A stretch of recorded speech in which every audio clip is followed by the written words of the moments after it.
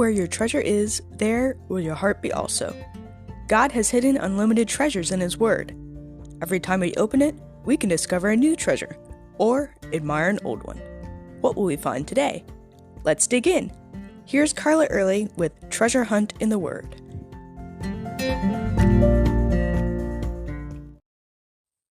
One of my favorite characters in the Bible is Peter. He was impulsive. He had no filter. He tended to succumb to pressure whenever Jesus wasn't around. He wasn't always on the same wavelength with Jesus either. But he was teachable, committed, willing to take risks. He left everything to follow Jesus, and he didn't hold back. I love his boldness, his questions, his childlike faith in Jesus. Yes, he had no filter, but he spoke from his heart. And I think most of us can connect with him as we read about his fear, his mistakes, his blurted out words, his vulnerability. He experienced things that the other disciples didn't. He was the only one to walk on water. He stepped out of that boat and walked while everyone else just watched expectantly.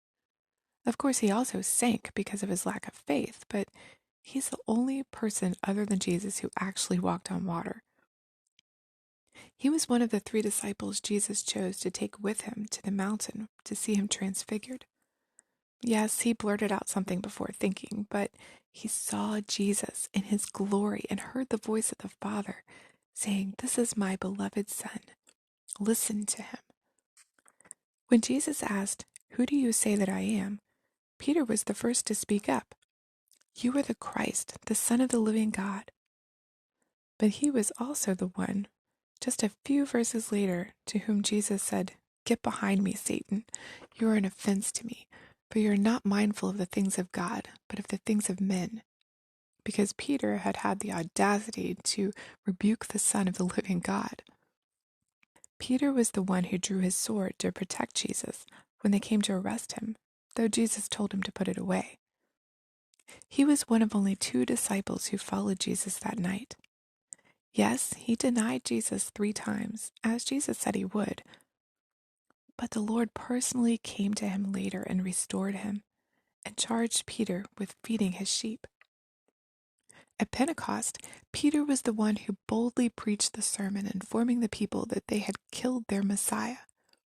What a change from the fear that he'd had the night Jesus was arrested. What a difference the Holy Spirit makes. Later, Paul had to rebuke Peter for not treating Gentile Christians as equals, but he accepted that rebuke and changed. Peter didn't write a gospel, but many believe, as Mark's mentor, he was the book of Mark's primary source. And he wrote 2 letters we know of as 1st and 2nd Peter, in which he shared many things he'd learned as a Christ follower.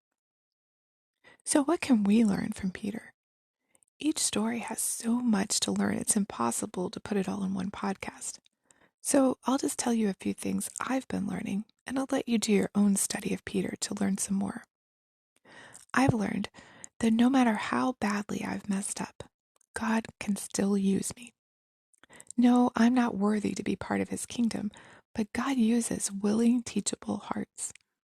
I've also learned that I need to be more bold in how I tell others about the Lord, as well as how I worship. I've also learned that as a leader, I have to completely depend on the Holy Spirit for power and success in anything that I'm called to do. On my own, I'm nothing. I've also learned to look to Jesus, not at circumstances, when I'm evaluating a situation. He's always in control. What have you learned from Peter? You can contact us at treasurehuntintheword@gmail.com. Also, if you'd like to share a treasure God has given you by doing an episode, please contact us. You can listen to other episodes on our website, which you'll find in the description below. Thanks for listening, and remember, where your treasure is, there will your heart be also.